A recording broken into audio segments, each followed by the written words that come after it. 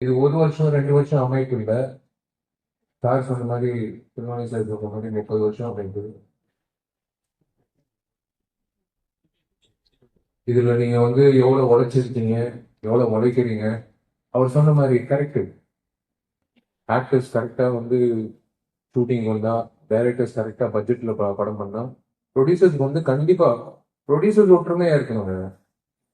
தயாரிப்பாளர்களுக்கு ஒற்றுமையா இருக்கணும். தயாரிப்பாளர்கள் தான் முதலாளிங்க. தயாரிப்பாளர்கள் தான் முதலாளிங்க. தயாரிப்பாளர் வந்து ஒற்றுமையா இருந்தா எல்லாமே வந்து நல்லபடியா நடக்கும். நான் வந்து ஒரு விஷயம் சொன்னேன். 1 கோடி இருந்து 4 கோடி வரைக்கும் நீங்க படம் பண்ற வரீங்கன்னா வராதீங்க. பசங்க பேர்ல பிக்ஸ்ட் டெபாசிட்டோ இல்ல வந்து நிலத்தை போட்டுருங்க. என்னை திட்டினாங்க, இவன் எப்படி வந்து இப்படி பேசுவாங்க. ஆனா அதான் உண்மை. இன்றைய காலகட்டத்துல சினிமா வந்து தத்தளிக்குது. நான் ஓப்பனா சொல்றேன். இன்றைய காலகட்டத்துல சின்ன சினிமாவில் வந்து தத்தளிக்குது. இது யாரும் வந்து மறுக்க முடியாது. எனக்கு தெரியுது. போஸ்டர் மட்டும் நான் பாக்குறேன். ஆனா தியேட்டர்ல மட்டும் ஆள் இல்லை. இது எப்படி ஆயிடுச்சுன்னா, சினிமா வந்து முதல் ப்ரையாரிட்டியா இருந்தது. ஃபர்ஸ்ட் கரோனா முன்னாடி. அதுக்கப்புறம் வந்து ரெஸ்டாரண்ட் சாப்பாடு கூட்டிட்டு போறது பிள்ளைகளை. அதுக்கப்புறம் வந்து பீச்சு கூட்டிட்டு போறது. இப்போ வந்து நான் 2வது இடத்துக்கு தள்ளி போட்டுருக்கேன்.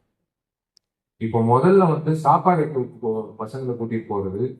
வருஷத்துல வந்து 12 படங்கள் பாக்குறாங்கன்னா கரோனா முன்னாடி இப்போ வந்து 8 படங்கள் இன்னும் 6 படங்கள் தான் பாக்குறாங்க. அதான் உண்மை. நான் ஓப்பனா சொல்றேன். என்ன தப்பா நினைச்சாலும் நீங்க எனக்கு கவலை இல்லை. நான் செல்வனி சார் மாதிரி நான் ஓப்பனா மனசார பேசுற ஒரு ஆள். இது வந்து தயாரிப்பாளர் சங்கம் வந்து ஒற்றுமையா வந்து ஒரு விஷயம் பண்ணாங்கன்னா உண்மையிலே நம்ம எல்லாரும் ஒரு குடும்பமா இருக்கும். நம்ம எல்லாரும் ஒரு குடும்பமா இருக்கும். இது எப்படி இது பாருங்க. இந்த மாதிரி ஒரு விஷயம் வந்து கிடைக்குமா? எங்கேயோ கிடைக்குமா? இந்த மாதிரி ஒரு விஷயம் வந்து ஒரு ஆடியோ ரிலீஸ் ஃபங்க்ஷன்ல சம்மந்தமே இல்லாம வந்து யாரும் வந்து உட்காந்துருப்பாங்க. யாருமே தெரியாது. ஒவ்வொருத்தரும் வந்து பேசுவாங்க. ஆனா எனக்கு இருக்கிற அத்தனை பேர் வந்து சினிமாக்கு சார்ந்த நபர்கள். சினிமாக்கு சார்ந்த நபர்கள். சினிமா உயிரோடு இருக்கணும்னு மனசார நினைக்கிற இந்த இஎஸ்ஐல வந்து நீங்க உங்களுக்கு என்ன உங்ககிட்ட இருந்து என்ன எதிர்பார்க்கறாங்கன்னா, உங்க சம்பளத்துல வந்து 3/4% உங்க சம்பளத்துல 3/4% கட்டுற மாதிரி இருக்கும். பெப்சி அசோசியேஷன் வந்து அவங்க வந்து 3.25% கட்டுவாங்க. மொத்தம் 4% வந்து உங்க கணக்குல போகும் எல்லா மாசமும். இதுதான் நீங்க கட்டுற பிரீமியம். இந்த பிரீமியத்தோட அடிப்படையில தான் உங்களுக்கு எல்லா ட்ரீட்மெண்ட்ஸையும் வழங்குறாங்க. இதுல முக்கியமா சொல்ல வேண்டியது என்னன்னா, வெறும் ட்ரீட்மெண்ட் மட்டும் கிடையாது. இப்போ உடம்பு சரியில்லை, ஒரு வாரத்துக்கு வேலைக்கு போக முடியல, வீட்டுல ரெஸ்ட் எடுக்கணும்னா இந்த 1 வாரத்துக்கு வேலைக்கு போக முடியாது இல்லையா, அந்த 1 வாரம் சம்பளமும் சேர்த்து கொடுத்துறாங்க. அதுதான் இஎஸ்ஐயோட சிறப்பு. நம்ம மெடிக்கல் லீவ்ல இருக்கும்போது நம்ம ட்ரீட்மெண்ட் மட்டும் ஃப்ரீயா கொடுக்கல, பிளஸ் நம்மளோட சேலரியும் சேர்த்து கொடுத்துட்றாங்க இஎஸ்ஐல. இதுக்கு நிறைய வகை பெனிஃபிட்ஸ் இருக்கு. நான் ஒன்னொன்னா சொல்லிட்டு வரேன், சுருக்கமா குயிக்கா முடிச்சிடுறேன். ஃபர்ஸ்ட் பெனிஃபிட் சொல்றது வந்து சிக்னஸ் பெனிஃபிட். உங்களை எல்லாருக்கும் ஒரு பேம்ப்ளெட் இப்ப கொடுக்க சொல்லியிருக்கோம். பேம்ப்ளெட் கொடுப்பாங்க, அதுல எல்லாம் இதை விரிவாக்கமா சொல்லியிருக்கோம்.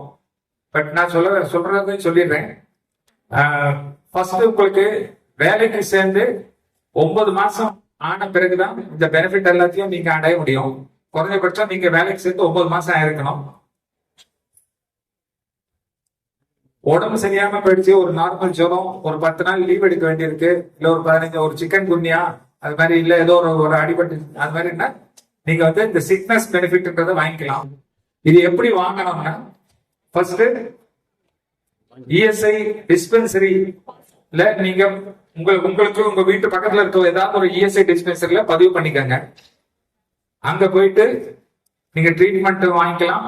பிளஸ் அந்த சர்டிபிகேட்டும் கொடுப்பாங்க, மெடிக்கல் லீவ் சர்டிபிகேட் சொல்லி ஒண்ணு கொடுப்பாங்க டாக்டர். ஒரு வாரம் ஃபர்ஸ்ட் நாள் போறீங்க, உடம்பு சரியில்லை, ஃபர்ஸ்ட் ஒரு சர்டிபிகேட் கொடுப்பாங்க. ஒரு வாரத்துக்கோ இல்ல 3 நாளுக்கோ 4 நாளைக்கோ டாக்டர் எப்படி ஃபீல் பண்றாரோ அதை பேஸ் பண்ணி உங்களுக்கு ஒரு சர்டிபிகேட் கொடுப்பாங்க. அதை வாங்கிக்கோங்க ஃபர்ஸ்ட். அப்புறமா உடம்பெல்லாம் நல்லா நார்மலான அப்புறமா ஒரு தடவை டாக்டர் போய் விசிட் பண்ணீங்கன்னா உங்களுக்கு ஃபிட் சர்டிபிகேட் கொடுத்துருவாங்க. வேலைக்கு நீங்க போகலாம், ஃபிட் சர்டிபிகேட். ஆக மொத்தம் உங்க கையில இப்போ 2 சர்டிபிகேட் இருக்கும். First certificate and fit certificate. இந்த 2 சர்டிபிகேட்டையும் ஆன்லைன்லயே நீங்க அப்ளை பண்ணி கிளைம் பண்ணலாம். ஆன்லைன்ல அப்ளை பண்ண தெரிஞ்சவங்க ஆன்லைன்ல பண்ணலாம். எனக்கு அந்த அளவுக்கு கம்ப்யூட்டர் நாலேஜ் இல்லை அப்படின்னு ஃபீல் பண்றவங்க இந்த 2 சர்டிபிகேட்டையும் கொண்டு போய் இஎஸ்ஐ ஆபீஸ் நிறைய இடத்துல இருக்கு. சென்னையில மொத்தம் 25 இடத்துல இருக்கு. அந்த இடத்துல கொண்டு போய் நீங்க கொடுத்தீங்கன்னா, உங்க பேங்க் அக்கௌண்ட் டீடைல்ஸ் கொடுத்தீங்கன்னா அவங்க என்ன பண்ணுவாங்க, அதை ப்ராசஸ் பண்ணி உங்க பேங்க் அக்கௌண்ட்டுக்கு இந்த பணத்தை அனுப்பிச்சு வச்சிருவாங்க. உதாரணத்துக்கு உங்களுக்கு ஒரு 20,000 ரூபாய் சம்பளம் வச்சுக்கோங்க. உடம்பு சரியில்லை, ஒரு 15 நாள் லீவ் போட வேண்டியதா போயிடுச்சு. அப்போ உங்களுக்கு சம்பளம் வந்து கிட்டத்தட்ட 10,000 வரணும். பாதி நாள் நீங்க வேலை செய்யல இல்லையா, 15 நாள் வேலை செய்யலைன்னா 10,000 ரூபாய் சம்பளம் வரணும். ஆனா முழு சம்பளம் கொடுக்க மாட்டாங்க. 100 ரூபாய்க்கு 70 ரூபாய் தான் கொடுப்பாங்க. இப்போ 100 ரூபாய் உங்களுக்கு சம்பளம்னா 70% 70 ரூபாய் கொடுப்பாங்க. இப்போ 10,000 ரூபாய் சம்பளம்னா 7,000 ரூபாய் கொடுப்பாங்க. இது எதுக்காகனா, முழு சம்பளத்தை கொடுத்தா நிறைய பேர் வேலைக்கே போக மாட்டேங்கிறாங்க. அப்படியே வீட்லயே இருந்து ஏதோ சம்பளம் தான் கொடுக்குறாங்களா, எதுக்கு வேலை செஞ்சு வேலை செய்யாமலே சம்பாதிக்கலான்ட்டு.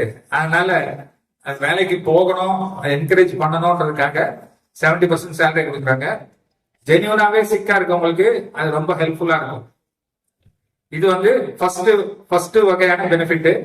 2வது வகையான பெனிஃபிட் என்னன்னா, ஒரு சிலருக்கு சில வியாதிகள் வரும், அது சீக்கிரத்துல குணமாக்காது. ஃபார் எக்ஸாம்பிள் டிபி, லெப்ரசி அப்படின்னு ஒரு லிஸ்ட் ஆஃப் டிசீஸ் இருக்கு. ஒரு 35 டிசீஸ் கிட்ட இருக்கு. இந்த டிசீஸ் எல்லாம் வந்ததுன்னா ஒரு 10 நாள்லயோ 15 நாள்லயோ 1 மாசத்துலயோ சரியாகாது. மாச கணக்குல அது இருக்கும், அது உங்களை அஃபெக்ட் பண்ணும். அதனால உங்களுக்கு ரொம்ப நாள் வேலைக்கு போக முடியாத ஒரு சூழ்நிலை வந்துடும். 6 மாசம் இல்ல 1 வருஷம் கூட வேலைக்கு போக முடியாத ஒரு நிலவா இருக்கும். அப்ப அந்த மாதிரி டைம்ல நீங்க வந்து இஎஸ்ஐல போனீங்கன்னா அதுக்குன்னு ஒரு தனி சர்டிபிகேட் கொடுக்குறோம், லாங் டர்ம் சர்டிபிகேட், இஎஸ்பி சொல்லுவாங்க. அந்த சர்டிபிகேட் வந்து மாசத்துக்கு ஒரு தடவை வாங்கிக்கிட்டா போதும். மாசம் இந்த மாசம் போறோம், டாக்டர் செக் பண்றாரு, உங்களுக்கு லாங் டர்ம் டிசீஸ் இருக்குன்னு ஐடென்டிஃபை பண்ணிடுறாரு. பண்ண உடனே ஃபர்ஸ்ட் உங்களுக்கு அந்த ஸ்பெஷல் சர்டிபிகேட் கொடுப்பாரு. இது வந்து மாசத்துக்கு ஒரு தடவை போய் வாங்கிட்டே இருக்கணும். டாக்டர் ஒரு மாசம் செக் பண்ணுவாரு, இதுல ப்ரோக்ரஸ் இம்ப்ரூவ்மெண்ட் இருக்கான்னு பாப்பாரு. இம்ப்ரூவ்மெண்ட் இருக்குதுன்னா ஓகே ஃபிட் கொடுத்துருவாரு. இம்ப்ரூவ்மெண்ட் இல்லைன்னா எக்ஸ்டென்ஷன் பண்ணி கொடுப்பாரு. இது மாதிரி நீங்க 2 வருஷம் வரைக்கும் லீவ்ல இருக்கலாம்.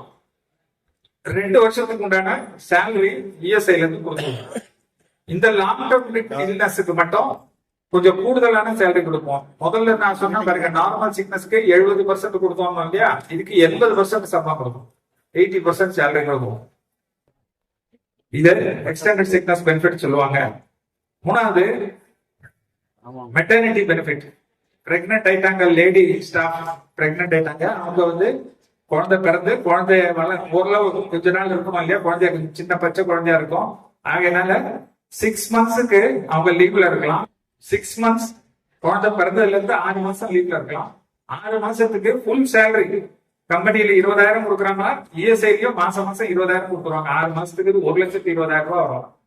கண்ணழகி மீனா, ஒதட்டழகி கமலா, மூக்கழகி மும்தாஜ், இடையழகி இல்லையானா, வராளே வராளே ஐயோ வராளே, போராளே போராளே ஐயோ போராளே. கண்ணழகி மீனா, ஒதட்டழகி கமலா, மூக்கழகி மும்தாஜ்,